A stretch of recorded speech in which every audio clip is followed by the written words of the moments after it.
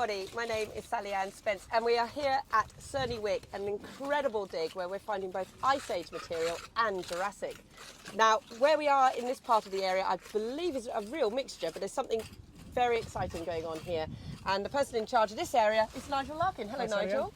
Now, Nigel, can you tell us a little bit about yourself? I'm a paleontologist. I organise excavations, but not this one.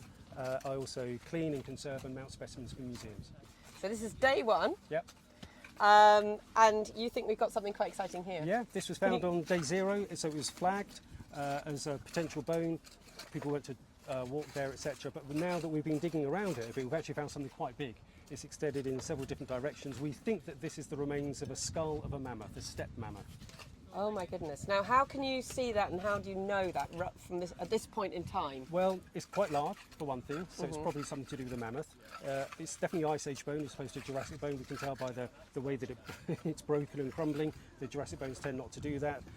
And it looks mammoth skull shaped, as in they do fall apart in very predictable ways. They've got this very fragile honeycomb structure inside that as soon as the outer bone is broken, it just disintegrates, and it does look a bit of a mess. So that tells me it's probably mammoth skull. Okay, so it's this, I'm going to just lean in here. Yeah, so sure. it's this area here we're talking about. Yeah. And then can we tell which is front, bottom, back? The working theory at the moment is that this is possibly the front. This looks like it might be the alveolus, which is the part where the tusk comes out of the skull, the lower part of the skull, and then presumably if this is the front, then the back is in that direction there. That's what we think. Right, okay, and we've got flags marking it, so everybody knows exactly where it is. We've got it given a number here. We've got a bag of other little bits that we've found. And we're working our way around it because we want a nice 2 metre square all the way down, so that we get sections on each of those edges, so that gives us this context, the stratigraphy within which this ended up. Okay, and then you're collecting actual material from around it too? So I've got a sample bag here. This is a particularly organic rich area, so I'm collecting about 10 or 15 kilogram sample that could be sieved and looked at under a microscope at some point, because there might be plant material here, beetle carapaces and wing cases, that kind of thing. They're really important. Mammoths have quite a tolerant range of conditions within which they'll live, but the beetles, as you'll know, incredibly specific climatic regime in which they'll live, which tells us much more about the conditions in which this animal lived. Brilliant. And this is the riverbed here then, so to give people a bit of a context of where we are, it's sort of the ancient riverbed. Yeah, the ancient River Thames. The River Thames ended up where it is now because the Ice Age is pushing the whole river catchment further south from here. So this is ancient River Thames gravels that we're digging through. Okay. And we've got something. So I think something's just popped out. Excellent. Oh, look at this. So Dorian just found this. Right. So Dorian, hello Dorian. Hello. So Dorian has found this. What on earth have we got here? Well, it might look like a stone, which is what I thought it was, as it was being passed over, but that, although it's a bit squished, is a perfect vertebra. Almost certainly, yeah, that's definitely Jurassic. That could be a plesiosaur vertebra. Really? I think, yeah. Could be. It's a marine reptile vertebra anyway.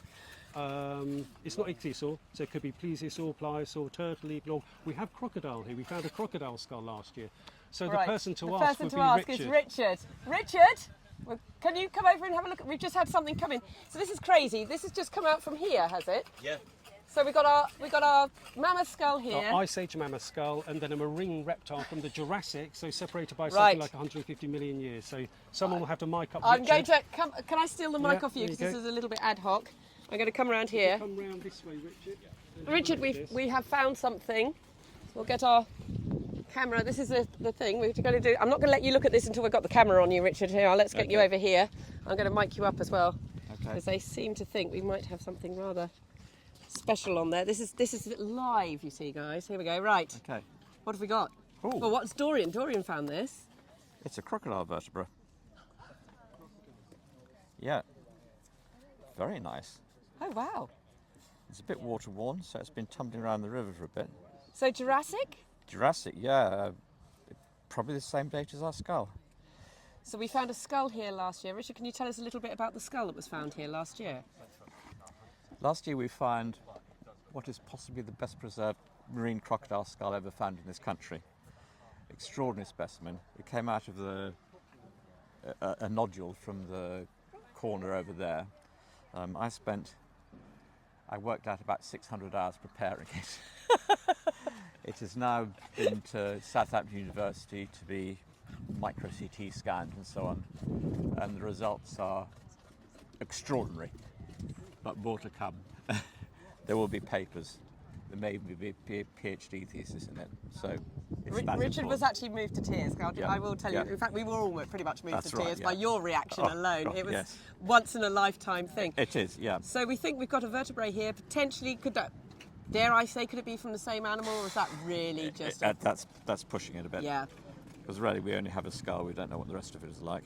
But yeah, So this has Definitely now got to crocodile. be bagged, numbered, bagged, numbered, and pinpointed, Yeah. and sent back up to which is actually conserving. we did have a croc vertebra last year as well. So it's we know we have quite a lot of crocodiles here, as well as plesiosaurs. That's and amazing. ichthyosaurs. And are That's they crocodiles like the crocodiles we have today? Nothing at all like the crocodiles today.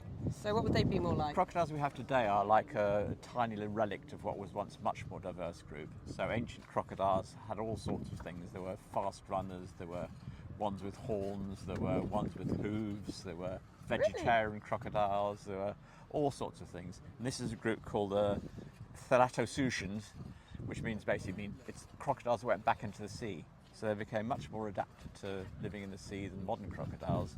They lost a lot of their body armour in some cases. Their legs turned into flippers. They had a fluked tail. So they were much more like a fish they are than a crocodile. A lot of them with very long snouts and so on. So, Richard, we didn't formally introduce you. We were so excited with this find because this is what's happening. Things are coming out the ground as we're filming. This is something that you've been specialising in for a very long time. well, marine reptiles generally. Yeah. So it's not really my main field. My main field is in plesiosaurs, but you get involved with other marine reptiles as well because you find them in the same places. So yeah. Well, we shall better take that back to be bagged and done. Yeah. Thank you very much for showing Okay. us and telling us a little bit about that. Yeah. That's an incredible find. That's the amazing thing about Yeah. this site. I'm going to just, we'll put that back. That is absolutely brilliant. We will be talking to Richard in a little bit more detail about some of the finds later on within the next 3 weeks. I know it's day one and you're desperate to get on with everything, That's so right, we yeah. ought to let you go. So Okay. thank you very much. Okay, Sally. Thank Yeah. you.